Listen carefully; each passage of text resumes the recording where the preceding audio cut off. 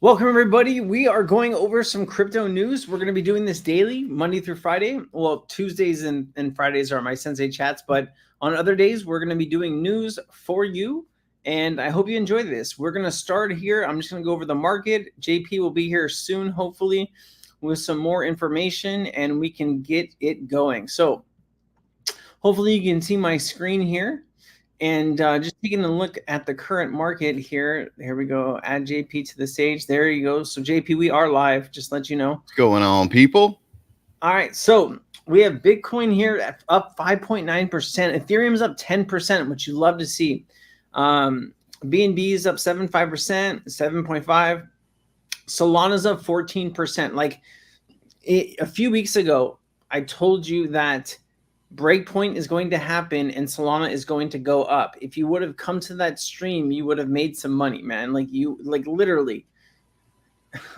That was the same stream we were talking about Near, and Near's up 31% in the last 7 days. Man, like if people just listen to us, they would make money. Avalanche, we're telling you to buy Avalanche when it was, $20, $19. AVAX under 20. We told anytime you can get AVAX under 20, jump on it. Yep. And Sui, we talked about Sui when it was like 60 or 70 cents. So now it's at $1.70. So, I hope you're showing up to these chats. I hope you're listening to the Sensei chats, especially. But I mean, man, we are just giving you the information that you need. And we are getting ready seriously to blast off in this market. And I can't wait. No doubt, dude. Talking about Tau, we're looking at Tau like we were talking about this way before a week ago, but just in the last 7 days, up 60, almost 67%, 66.95. Pretty crazy stuff, man. Pretty crazy stuff. Celestia here up 20%. Like to see that. That was high at the high 20s when we were doing the airdrop. Everyone was in the airdrop phase. Ondo's up 30%. I think Ondo's still a deal. 78 cents. I think Ondo's going to do some insane numbers. ICP, bro. ICP's up 18% last 7 days. They've been hitting the conferences, working the circuits, and we've been telling people it was a deal. We're talking about a coin that when Bitcoin hit all-time high was at $20. It's still only at 9.26 right now. Love to see Gala at over 2 cents, man. I want to see Gala at 10 cents so I can actually make some money on my nodes. Gala's actually having a nice little breakout. All right, you got some news, right, JP? I'm going to stop. I'm going to remove my screen here, and you're going to pop up yours, and you got some news for us. And if you're watching, please like and subscribe. Also share the stream out to other people if you think they want some live crypto news. We really appreciate it. We're going to be doing this for you, and this takes time to prepare and love, and we hope that you can show some love back. We really appreciate that. So let me add to the stage your screen, JP. Here we go. So what are we looking at, my boy? All right. First off, we're going to start with we've got. CNBC had Anthony Papano on. He was talking about Bitcoin set to thrive amid rising global liquidity. He noted BTC's strong performance following the Fed's interest rate cuts, outpacing gold and oil. So then we asked, where do you see BTC in 2025? And here is the video. I want to take a look at the price of Bitcoin this morning, just below the $64,000 level, the cryptocurrency up now 140% in the last year. Joining us is Anthony Pompliano, founder and CEO of Professional Capital Management. He's now the author of How to Live an Extraordinary Life, which is out this week. I'm holding it. The book is a compilation of letters that Anthony wrote to his children. And I want to talk about that in just a moment. But I want to start just where we are in crypto land and what you think is really happening here. Obviously, there's been a big move that happened after the Fed lowered interest rates effectively, or cut the rate by 50 basis points. How much of this is now built in to the rest of the year? Meaning we know that the cuts are likely to continue. Therefore, is 64,000 or 63,000, it's going to just stay level, or it keeps going up, goes down? What do you see? Well, I think, if we look at that Fed interest rate cut, Bitcoin is the best performing asset so far. Gold and oil futures are kind of second. There's a new study that just came out from Lynn Alden and Sam Galligan that said Bitcoin is the most sensitive asset when it comes to global liquidity. And so 83% of the time, Bitcoin moves with global liquidity. It's more than S&P or any other asset. And so if you look at not just the interest rate cuts, now M2 money supply is expanding. And also we have cuts going on in China and elsewhere. And so I think that Bitcoin ends up being a big winner whenever we get kind of cheap money flooding into the system. And it feels like we just went through this big regime change, right? We were tightening. Everyone was trying to kind of drain liquidity from the system. Now we're going to go the other way. And so Bitcoin should be a big winner here for the next couple of months. In terms of the flows, if you will, how much has come in via the ETFs in the past week and a half? And how much has come in direct? Yeah, it's really hard to tell kind of exactly what's pushing the price, if you will. And then also you have to understand that there's a lot of trading that's going on. People are putting on. There you go. Brilliant. Love to see it. All right, guys, this happened last bull market when they lowered rates 0.50. That's what kicked off the market. That's why everybody's buying right now. Okay, so just be careful. We should expect some huge moves in October, November, and December. We're in a lot of seed projects in Cryptonaires right now, and I think we're in like 11 projects that are going to launch. Man, we are going to make and print money for sure. I cannot wait for Twin Protocol and some of these other projects. Twin is going to be huge, and the news we're getting, the sentiment we're getting across every project we've dealt with, they have been waiting for October to hit. Like Pumptober is going to be real this year. We are really going to see a Pumptober, and that's when everybody's looking at the word we're getting is that's when everybody's going to be looking at time to drop projects. Yeah.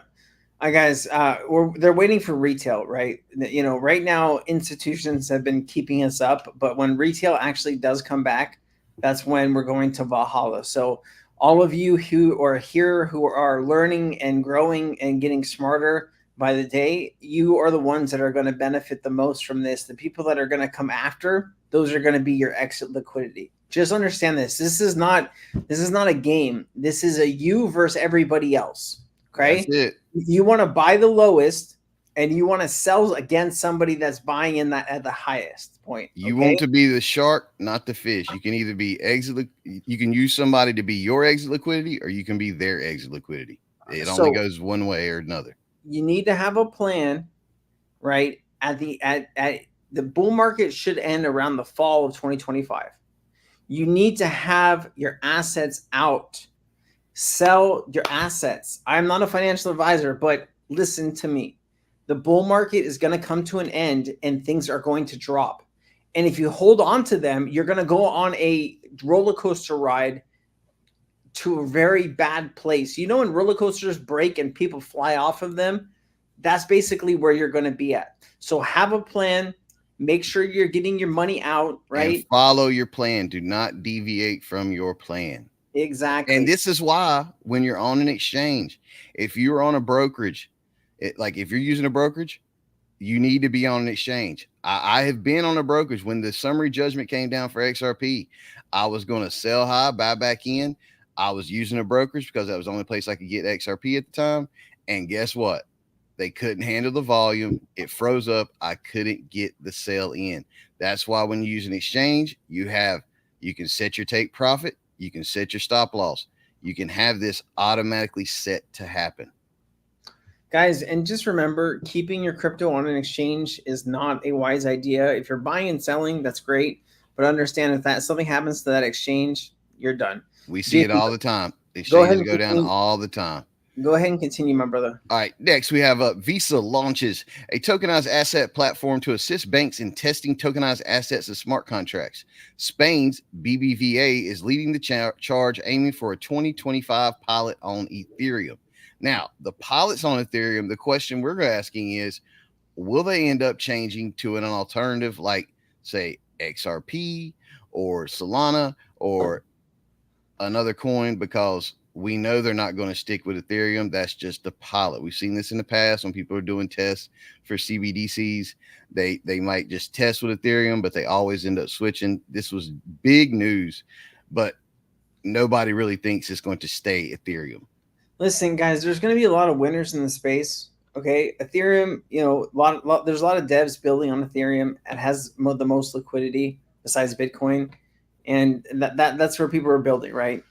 But if you add smart contracts like something like XRP, and developers start flooding in, could be kind of crazy. And trust me, Visa and MasterCard and all these guys, they're working with multiple companies. It's not just going to be one company that they're going to do right. everything. And we've seen these posts in the past. We've seen Visa, XLM, Visa, HBAR, Visa, XRP. You know, all ISO tokens have had some sort of deal with Visa.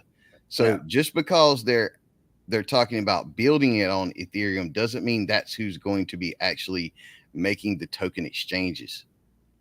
All right, my brother, let's keep going. All right, next up, we have we've just been talking about Twin Protocol. Now we have them posting yesterday. The sky's the limit regarding the possibilities with AI twins. As this technology becomes increasingly integrated into our everyday lives, new use cases will emerge. What are some creative ways you can use your AI twin? All right, so we got get some inspiration, and then they have a video. Have an AI twin, you know. There's an AI twin of Crypto Sensei out there. We're gonna get it out of here. We're gonna get it out. I think I've seen them.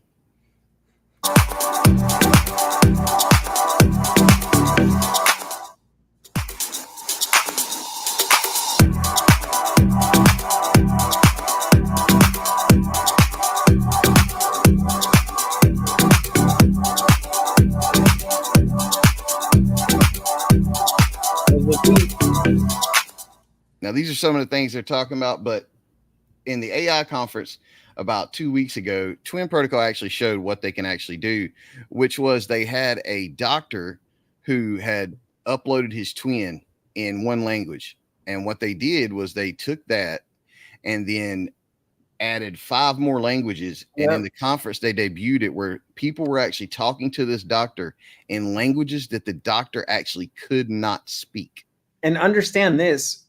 Cryptonaires members got into a seed round, right? A private seed round with Twin Protocol, which means we were able to buy before retail, right? And honestly, the price we got it at were the price that you see these giant companies that make you stake or make you invest, or you have a certain threshold before you can get into that.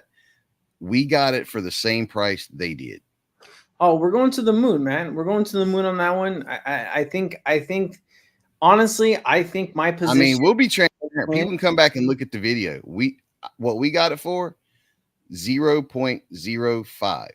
We bought it 5 cents. So after launch, not 0.05. That's half a penny. We bought it for 0.05. We bought it for 5 cents. And if it goes up to $36 million market cap, right around there, should be at $1, right? I think we're going to get a 20, 40, maybe even a 60x. Lady Trader said maybe even 100x out of this one. The Twin Protocol alone, the money that I put into Twin Protocol alone can make me $1 million. If that project takes off like I think it will, that could be $1 million just for that one project that I invested in. One project. All because of Cryptonaires and the team and the hard work the team has put in there. All right. So by now, you know, we heard about this, and now, you know, they're making it all official. BNY is moving closer to rolling out custody services for Bitcoin and Ethereum held by ETF clients, and BlackRock amended its custody agreement with Coinbase to introduce a 12-hour withdrawal window for every time. It has to be on chain within 12 hours. All right. So here's the video where they're talking about it. And understand this is a big move because this is a bank that they're talking about. They're talking about now they want banks to be able to be the custodians, not just Coinbase. Custody service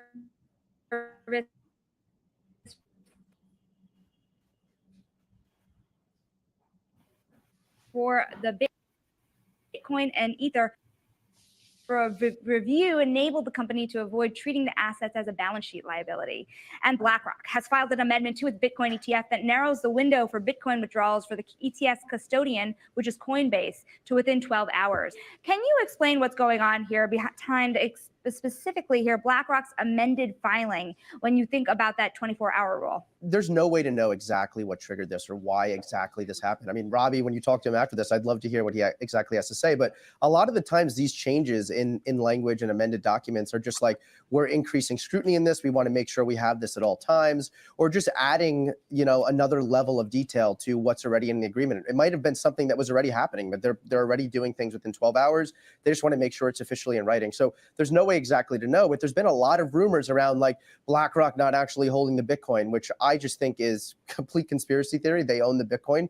But there's been a whole lot of concern around what's actually being held by these ETFs, and specifically around BlackRock, because BlackRock's largest asset manager in the world, and they own the largest Bitcoin ETF now at over 20 billion in assets.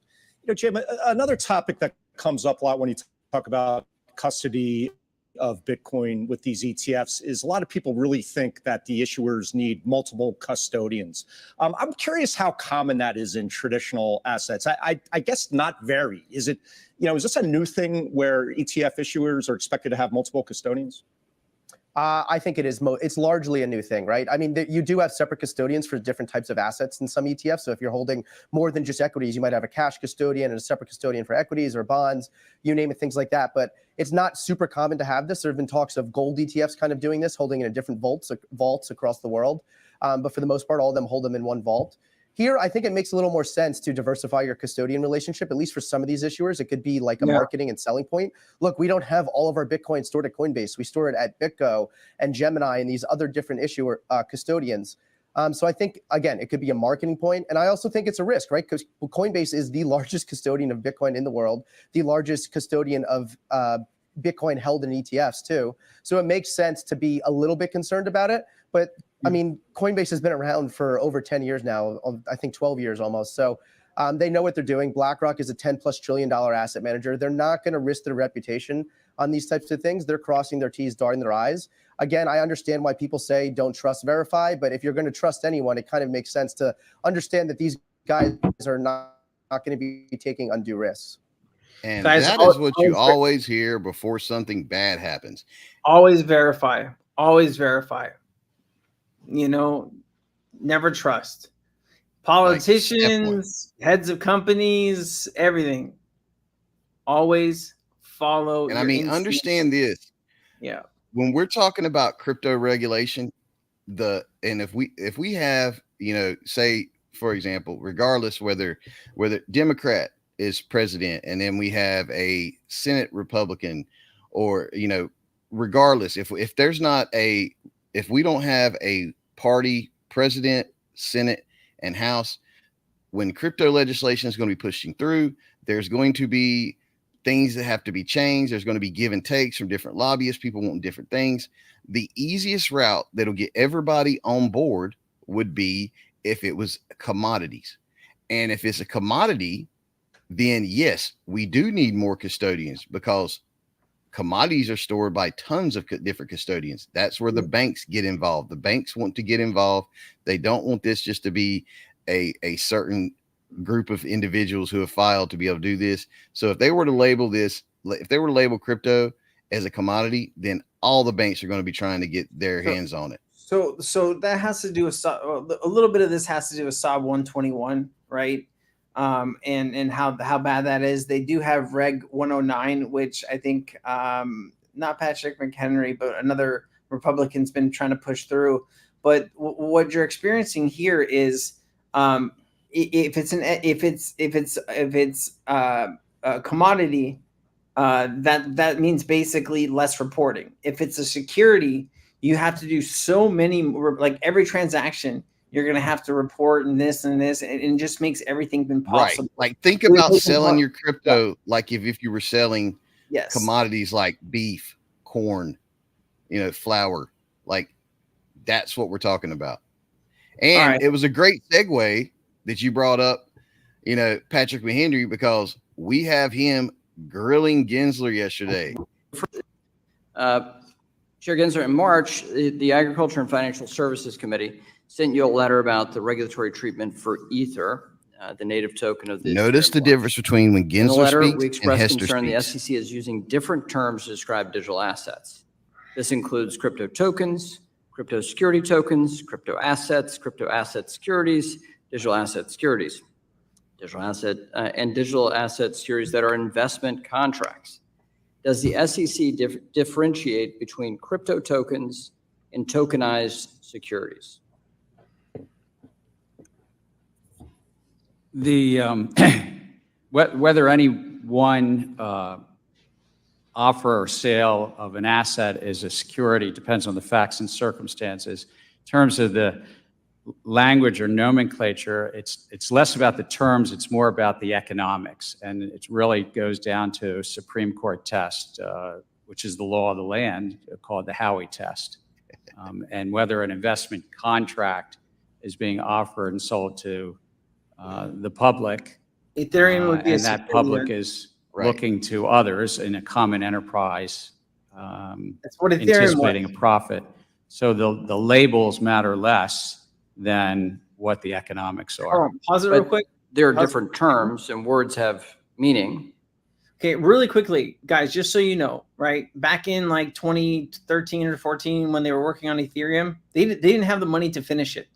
Okay, and that's why they did a raise, right? It was like 1 Bitcoin for whatever, 1,000 Ethereum or something crazy. But they needed to finish the Ethereum network, and they didn't have the money. So what did they do? They went out and they did a raise through the public offering, right? And they raised the money so they could finish the product. Ethereum, looking back now, would have been a security. It wouldn't have passed Howey test. Nope, it would not have Okay. passed, which means But- the only thing that's ever passed is XRP. Well, I don't know about that statement, but like the only tokens right now that has legal clarity in the United States right now is XRP. Bitcoin also is an ETF. I guess you can call that legal clarity, but realistically, it hasn't gone through the courts. But anyways, continue playing, man. I just want to add that. And I just wanted to add, people, when you're watching this is what you're going to notice from Gensler, and then they're going to switch over to Hester. But what you need to understand is the way Gensler, this is why people get pissed off at him when he's doing these speeches, because he tries to use words he thinks that these people they're not going to be able to understand. And when you want to see him lie, he always shifts to the mic. And he never answers questions. He never answers questions truly. Like he is the master of deception and talking around the subject. Yeah, he needs to go. And the fact that you've used multiple different words to explain what seems to be the same phenomenon, I think really raises questions about clarity. Well, the laws are clear and it's written by the Supreme Court, but also the laws are clear, but what we're seeing from the SEC is a lack of clarity. That's what I'm trying to ask you about. You have the direct question is about the different terms. And rather than answering that question, you answered a separate question. Kudos to you. Commissioner Peirce, let's get into this question. Do you think that one reason why multiple terms are being used here for crypto is that there's no regulatory clarity or consensus identifying which tokens may or may not be offered pursuant to an investment Notice the contract? switch. I think that's absolutely true. We've taken a legally imprecise view to mask the regulatory lack of clarity. So She's perfect, man. this question of an investment contract, the SEC defined crypto asset securities as an investment contract represented by the underlying crypto asset. Yet, tucked away in a footnote and on an amended complaint, the SEC clarified a security is determined by the quote, contracts, expectations, and understandings centered on the sales and distribution of a digital asset, and not that the digital asset itself is a security. Is the SEC using inconsistent standards here? I mean, is that what's happening? I think what's happening is that we're trying to be ambiguous because the legal precision carries with it real implications. And this is why people have been coming to us and saying we need clarity. Is the token itself a security? Or is it part of an investment contract? Is it being sold together with an investment contract? If it is, what is that investment contract and how long does it track along with the token? By using imprecise language, we've been able to sort of suggest that the token itself is a security apart from that investment contract. which has By using implications for imprecise secondary language. sales. It has implications for who can list it. And I think this is absolutely, we've fallen down on our duty as a regulator not to be Yep. precise. And so tucking into a footnote that, yes, we admit that now actually the token itself is not a security. That's something that we should have admitted long ago and then started wrestling with the difficult There you questions. go. Boom, drops mic.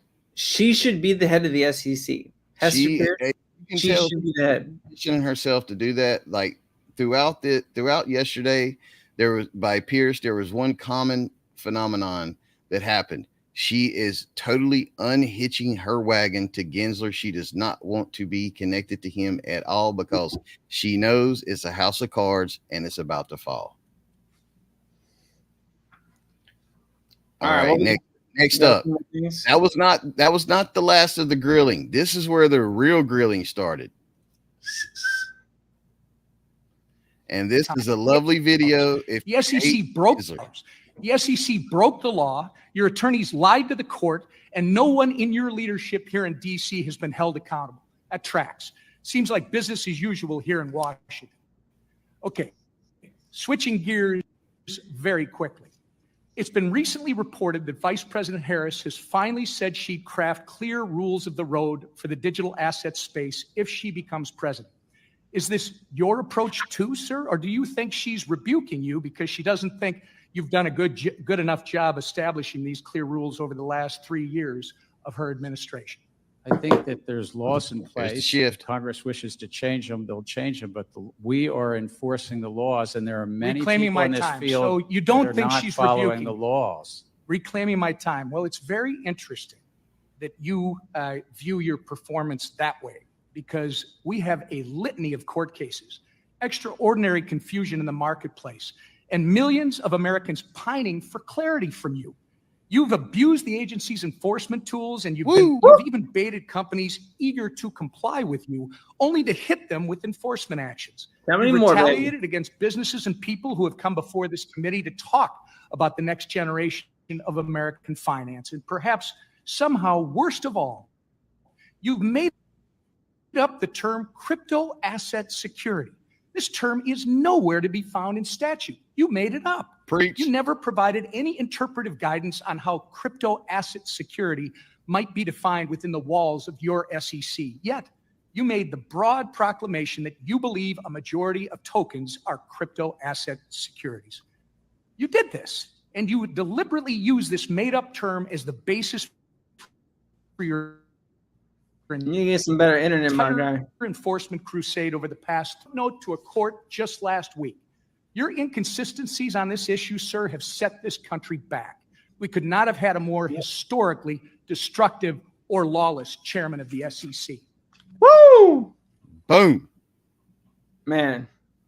That's how you lay down the law. And if you want, like, if you know anything about paralinguistics and nonverbal communication, you look at that guy. That was not a show. He was really pissed. Now, here's the guy that we're going to see now. Like, we played it. We played all these clips in Sensei Chat yesterday, man. We don't need to replay them all here. I just like this one because this is the one where Gary specifically keeps avoiding. I'm just going to play the little clip because I want you to see how much he won't answer directly. They're asking yes or no questions.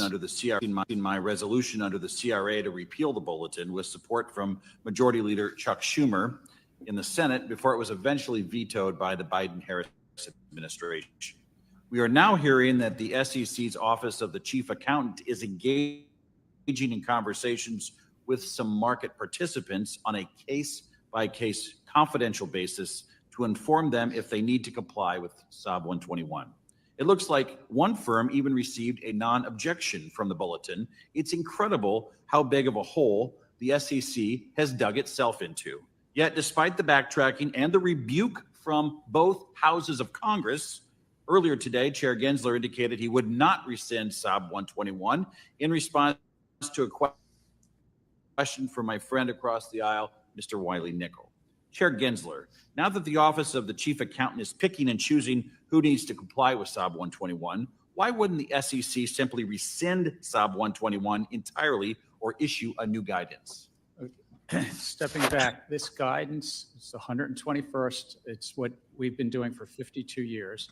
And it's guidance about what happens in bankruptcy, whose assets are there. And crypto bankruptcy after crypto bankruptcy, bankruptcy courts have said it's not the investors, it's the bankruptcy estate.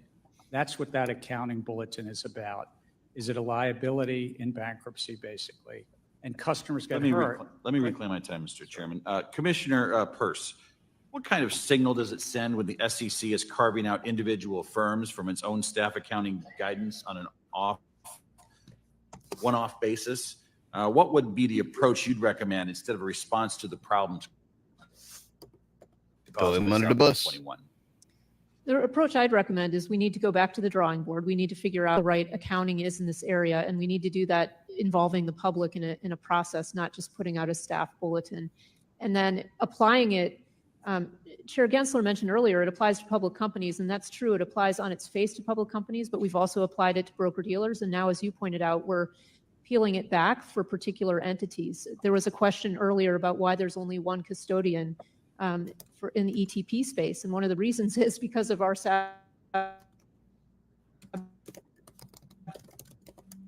121, which makes it very hard for people to be custodians in this space.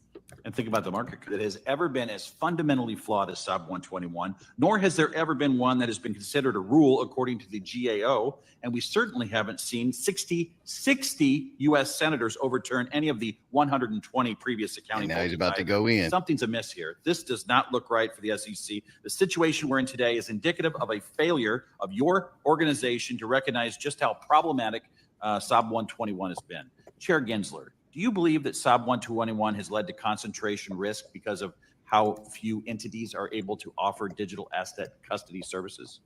I think it's actually the right accounting. Off-balance sheet accounting is also what, in part, got us into the 2008 crisis. So just remember, like, when people are trying to hide things and put them off balance sheet, it's not good. Also, you talk about hiding things, Chairman Gensler. We don't even know what deals you're cutting on Sub 121 when you give a no objection letter to a different firm. Like, if we're going to talk about hiding things, let's talk about transparency. Let's talk about how do people in this country operate under our laws when your commission is doing backroom deals with one-off companies and writing them a no objection letter. That's not transparent. That's not in the interest of the American people. You can't follow rules that you don't know about. What's going on? The accounting bulletin is the staff accounting bulletin is out, but also for years, companies come in, public companies, and said, this is how we're going to account for something. Do you object? And in this case, if it's remote from bankruptcy, if a company is going to go bankrupt and it's truly the customer's funds. I'm going to hold you there because I want to give your colleague a chance. Commissioner Peirce, I'd like to pose the same question to you. It's market concentration. Is that a risk from Sub 121? It is a risk, and the accounting raises real questions about whether this is protective of investors or not. And there we go. And as you can see, one thing, anytime you see Gensler testify or even come in, one thing he does, he sticks his hands way out when he's talking. He tries to make these points. And when you're coming across the mic and across your nameplate, like doing these hand gestures, it infuriates the people that are actually asking the questions, because he's making it seem like he knows more than them. And these are people who have all done their research. And as we can see, once again, Peirce, totally opposite view. No more video clips. Yeah, I'm skipping that. Now we got Bitcoin is becoming a new global finance alternative, a limited, decentralized, non-sovereign asset, the worldwide reach. Robo Mitchnick, head of digital assets at BlackRock, is going to drop some crypto knowledge for us right now. How hard is the sell when you think about the retail investor base that can get into this? If you're trying to tell them it's digital gold, yet the volatility is still so high, and many people don't understand exactly what it is at the end of the day. Is it something that will eventually be used as more payment methods moving forward across different parts of the world? Is it something that you hold and never sell, right? How do you then make that case to a generation of people who have not gotten into this asset? Sure. Well, when you think about Bitcoin, we think of it primarily as an emerging global monetary alternative, right? It is a scarce, global, decentralized, non-sovereign asset. And it is an asset which has no country-specific risk, has no traditional counterparty risk. So these are interesting properties when you think of it from an investment perspective, particularly in a world where there's growing concerns over, money printing, currency debasement risks, political, fiscal, sustainability challenges in the U.S. or elsewhere. And so that resonates, frankly, with a lot of investors. It goes back to what we talked about earlier with the risk-on piece. It confuses investors when people talk about it as risk-on, because based on the properties that I just described, you would think of it as risk-off. And that's where I think It has a marketing problem. So you could say that. And so, the reality is there's probably 2 or 3 things a year that happen typically that actually impact the fundamental value of Bitcoin. This year, I would argue there's been 4, but that makes it hard to write daily stories, right? And so you see this instinct to kind of point to whatever's happening in equities or unemployment or jobs numbers or manufacturing, which really has no connection to Bitcoin. There we go. So as you can see, right, like the real problem is that Bitcoin is not just in the US. We're talking global. Big wigs, especially when we're talking about these institutions, especially when we're talking about US politicians, they're scared because this is global. They do not understand that crypto is going global. This will not just be managed by one country, but they want it to be managed by one country. Real quickly, I want to talk about someone asked, how can I buy into Twin Protocol? You can't. You got to wait until retail buys it now. So like this is what I'm trying to explain to you guys. If you're just a regular person, hold on. Let me take down this. If you are just a regular person in crypto and you don't have any connections, you're just buying with retail buyers when things launch, right? If you're a regular person and you need access, you need to join a community that has access. So people were able to get into Twin Protocol seed round because they were in Cryptonaires. And we raised over $200,000 on that seed round because people were so excited to get into into Twin. I personally put in about $24,000 into Twin. I was going to put 25, but I gave 1,000 to one of my friends because we had a limit. I've seen the balance sheet. I knew that 24 grand was you. So, if that thing 20X's or even, man, I honestly think Twin Protocol could go into the hundreds of millions of market cap. Life-changing money, because that's what Cryptonaires is all about. If it does, I'll make over 7 figures, right? And the community that will get into it too, all of those people will make life-changing money, right? And that's just one protocol that we got into. We've gotten into a bunch of protocols because we have access.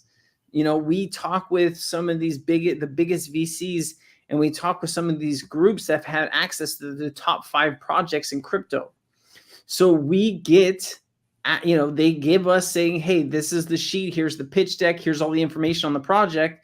The community votes on what they're interested in. And then we get into the project, right? And hey, sometimes we hit, sometimes we miss. We brought everybody a great project. They decided they didn't want to get in on it. And then next thing you know, it launched and went up a 3X. But, hey, but they still get to vote. It's not like we push things down people's throats. No. And when you join Cryptonaires, that's the thing. You are not just joining a community that's going to support you, because that's there. But you're also joining the network that we build and we bring to you, and you get your input on every single decision. And you also have hundreds of pieces of news coming in every day. You have a community all around the world, hundreds of people and the team that are all looking for the next latest and biggest thing. Last bull market, we helped people make millions of dollars because we help them get information early. And that's what now we're going to go a little rapid fire, Rob. You ready for some rapid fire? Yeah, but now, I know this is a project you consulted on too. I got about 15 minutes, then I got to jump. All right, we have breaking at PAL introducing ecosystem.pal.ai, a comprehensive overview covering products, integration, distribution, etc. As we work on developing groundbreaking products like at PAL X Official and beyond, keeping updated and on PAL has never been more convenient. We've been bullish on this project since it first started. Rob actually did some consulting for them and has worked with the team, and now they're making their big moves. All right, then we have more utility in crypto. B Maps by HiveMapper. Unlock real-time map data and AI-powered dash cams. Explore smarter, faster, built for transportation and logistics. Like, that is what we're talking about. Utility, utility, utility. Okay, then we go down here. We have Demo. Demo has the project.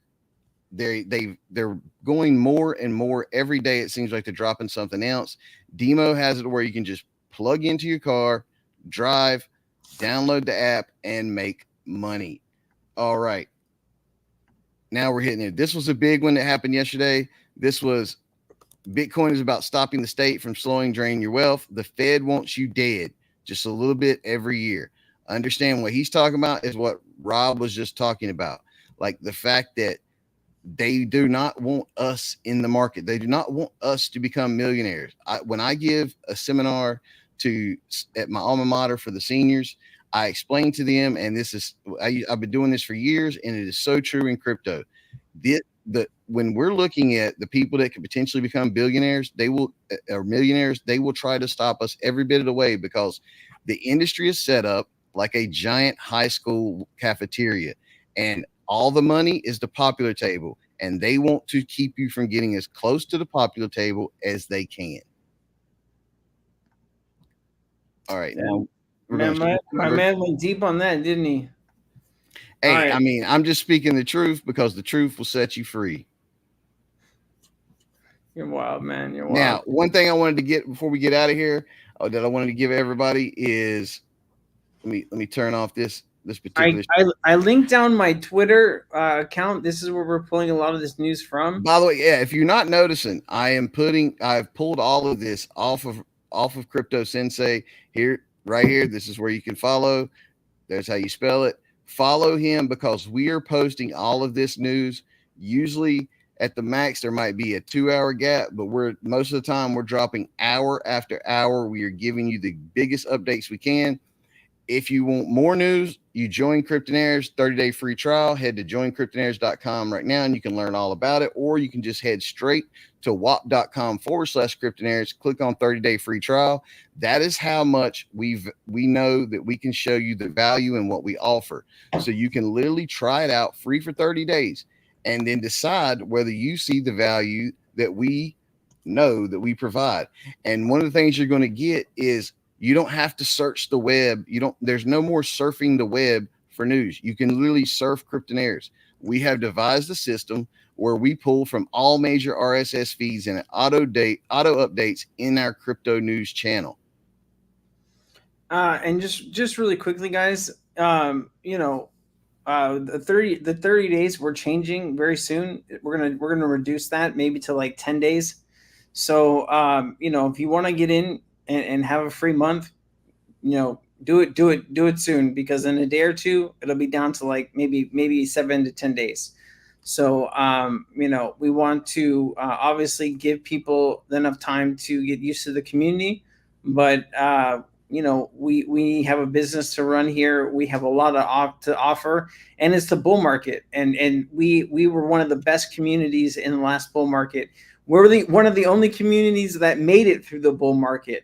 If you look around at some other communities that were around during the last bull market, where are they at now, Rob? They're all gone. Right. And the reason for that is we still had the team, we still had the community, and 9 out of 10 people stay. I mean, we have never had anything less than a 5-star review.